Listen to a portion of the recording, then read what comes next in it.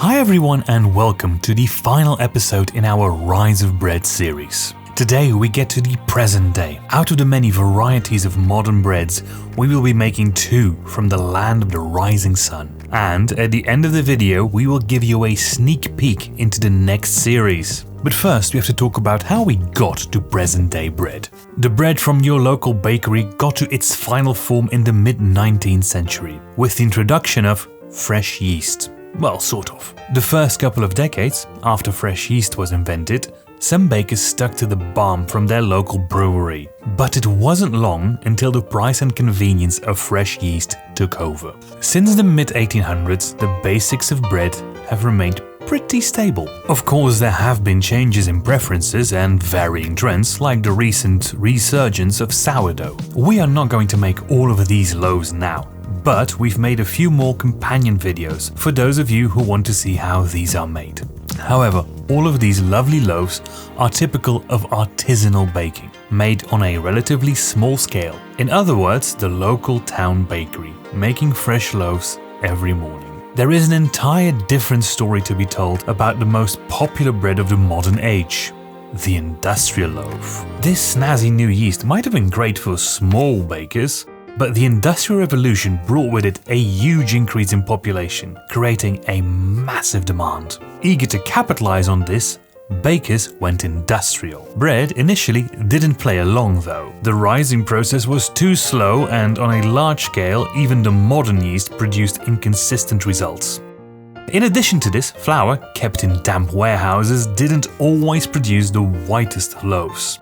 So bakers started adding loads of additives like alum, a heavy metal, blue vitriol, and bone dust. Yum. It's saying something that even Victorians weren't too keen on this. Enter John Dalglish, a Scottish doctor who came up with aerated bread. He invented a process where carbon dioxide was added to water and then that water was injected into flour. All of this happened under increased atmospheric pressure. The dough was tapped off at the bottom of his contraption and was aerated by the CO2 expanding under normal atmospheric pressure. As we can see from his patent, his machine was very big and very Victorian. We tried to recreate his process in our kitchen, but the need for constant pressure makes this pretty impossible on a non-industrial scale. If you want to try this, the closest stand-in we could think of is to make soda bread. Dalglish sold his breads in his chain of tea rooms called the Aerated Bread Company, which was essentially 19th century Starbucks, albeit without the Wi-Fi. Dalglish's chain spread out over the entire world, and so did his method, all without heavy metals or bones. And it remained the default way of making industrial bread all the way to World War II. Today you can still see some traces of the Aerated Bread Company, like here on Fleet Street, although it is now a supermarket instead of a tea room. Inside we can still find bread, which is just as industrial as the aerated bread that used to be sold here.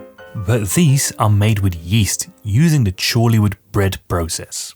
If you've never heard of the Chorleywood bread process before, just know that if you buy a bread from a supermarket, there are good odds that your bread was made using this process. 80% of the bread in the United Kingdom is made this way.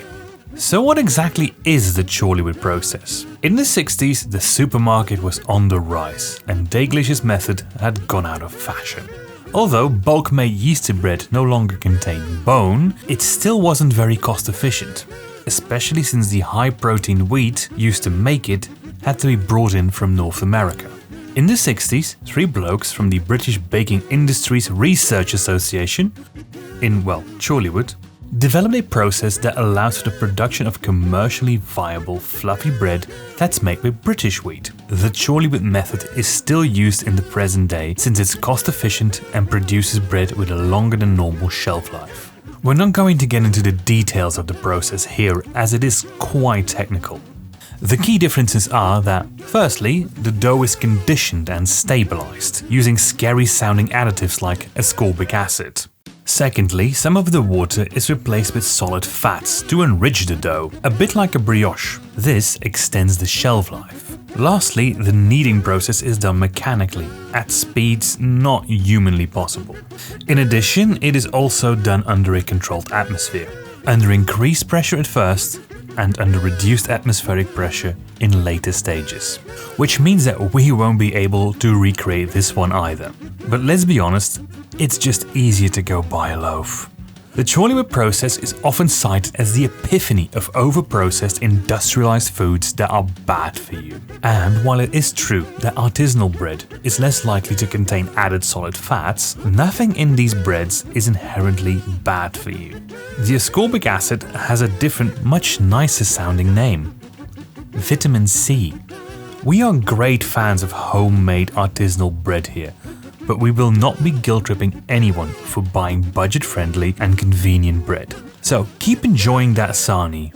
You've earned it. Oh god, but please don't make one of those. There are limits. But we still have to make a bread this episode, which is going to be difficult without a factory. We might, however, be able to find quintessentially modern bread that doesn't require a factory in a different part of the world. The land of the rising sun. Although bread was introduced to Japan by the Portuguese in the 16th century, this is why the Japanese word for bread is pan, it only became a mainstream food item after World War II. As a result of this, a bread culture emerged that embraces modern techniques and technologies, but luckily for us, doesn't seem to need any heavy machinery. Firstly, we are going to make the standard Japanese bread. A bread so fluffy it can compete with even the chorliest of Chorleywood breads, the Shokupan, using a recipe adapted by us from just one cookbook. There are many ways of making Shokupan, but for our method, we are going to need 250 milliliters of water in total, 350 grams of bread flour, 20 grams of sugar, 7 grams of sea salt, 10 grams of honey, 25 grams of unsalted butter, and 25 grams of milk powder. All of this is going to be leavened with 7 grams of active dry yeast. All of your ingredients should be at room temperature when you start cooking. Hey, we said the recipe didn't need heavy machinery. We didn't say anything about this being simple. First, we're going to make the udane. Premixes like this are a key difference between Asian and Western bread. We're going to take 50 grams of our water and 50 grams of our flour. Boil the water and pour it over the flour and stir. Feel free to add a little bit of water if you think too much evaporated in the boil. Do not confuse this with the tangjong, the Taiwanese variant of this method, where flour and water are both heated at the same time in a pan. Since the udane ratio is 1:1, unlike the tangjong's 5:1, this here will just result in a tasteless pancake. Something which someone found out the hard way. Once this is done, leave it to cool down to room temperature. While this is cooling down, let's dissolve the yeast in the remaining 200 milliliters of water. Even though this recipe does not require heavy machinery, it's still best done with a stand mixer. If you don't have one, we'll leave a hand recipe on our website. Once the udane has cooled down, mix it with all other ingredients, save the butter in the bowl of the stand mixer. Mix all of this with the dough hook at low speed. After about 2 minutes, add in the butter. Once the butter is mixed in, turn the speed up to medium. We were fine, but consult the manual of your stand mixer to see whether this is recommended. Ours was initially fine, but as the dough got stiffer, the mixer started buckling. Oh there, Bessie. Easy now. Easy. Easy. Calm down. Once the dough looks smooth and stretchy, for us this took about 5 minutes at medium to high speed, boil it up and cover it. We are letting ours proof in the oven, with just the light on, for about 40 minutes. That's roughly 2 anime episodes. When it's proofed, get out the ball and divide it into 3 equal parts. We recommend you use scales for this. Cover them and wait another 15 minutes while they rest out in room temperature. No, we can't watch another episode. We have to grease up our mold. We have a snazzy mold with a lid to get a really modern looking space-age bread. If you don't have one of these, you can just as easily use a normal mold. Butter it well and make sure you don't forget the lid if you intend to use it. When the dough balls have rested, roll them out into rectangles. Then comes the slightly tricky step. Fold in the sides and then roll them up while tensioning the dough. This is a little bit reminiscent of the baguettes from the previous episode. It's important that tension is being built up. Put them in the tin, like this. We don't like using this, but we're going to have to use a little bit of cling film here. Now leave this to proof. The bread is ready when it fills up about 80 to 90% of the mold. If you're using the lid, just slide it on.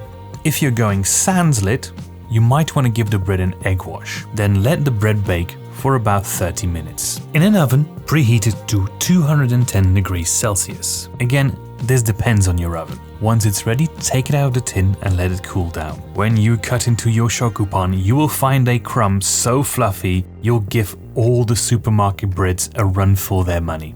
We are using this one to make tamago sando, the Japanese take on an egg mayo sandwich. If you want to see how we make this egg mayo, go check out this other companion video that we made.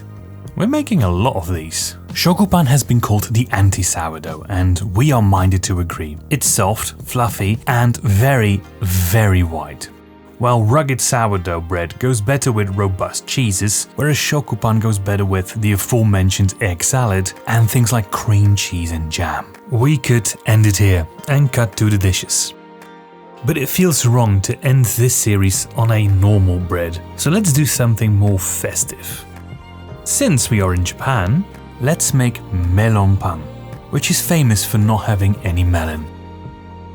We'll get to the name later, but first let's make them. For this recipe, which is also an adaptation from just one cookbook, we need to make two doughs.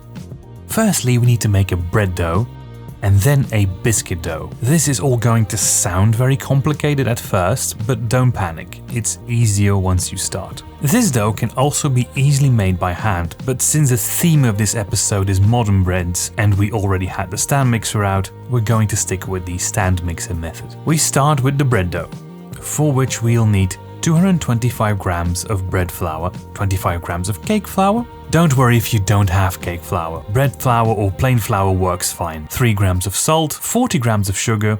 Give these dry ingredients a gentle mix and then proceed to add 50 milliliters of water in which we've dissolved 7 grams of active dry yeast, 50 milliliters of milk, and lastly, a whole beaten egg.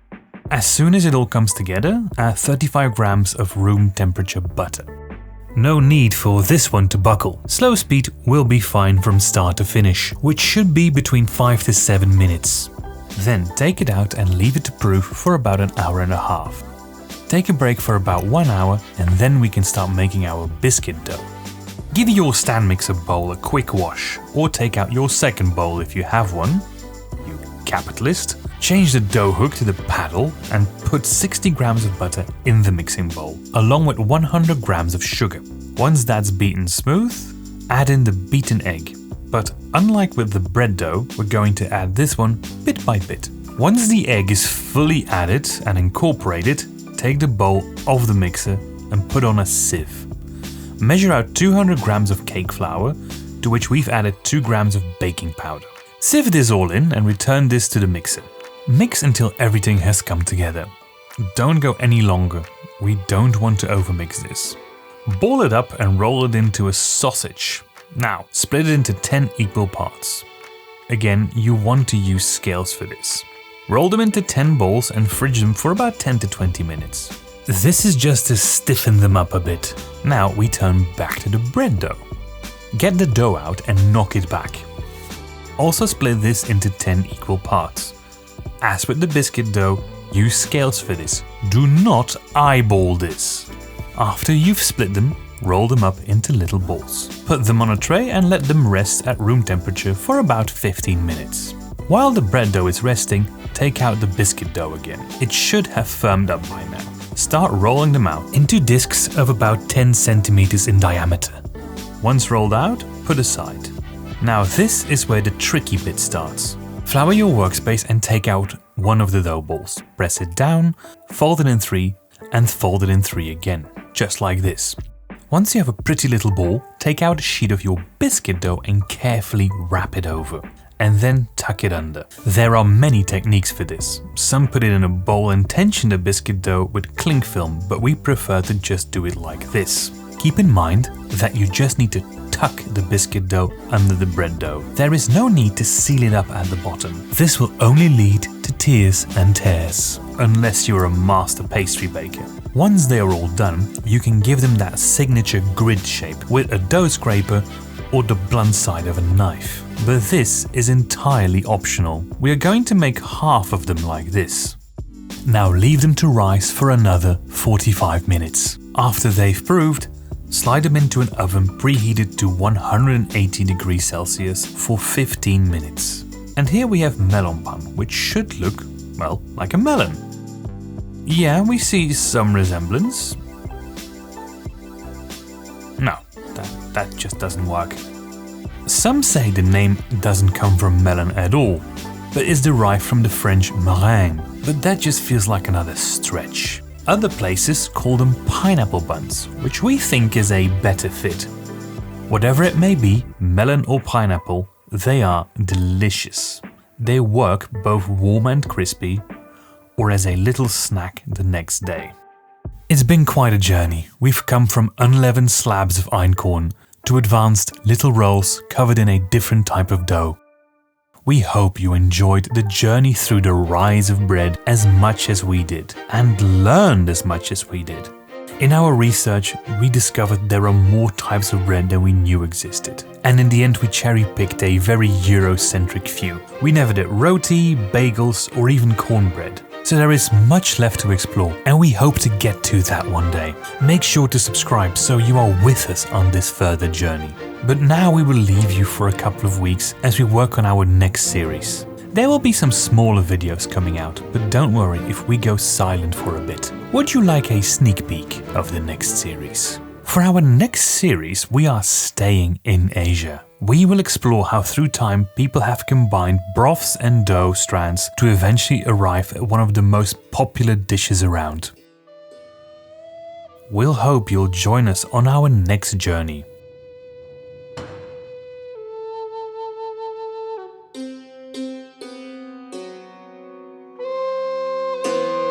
The road to ramen.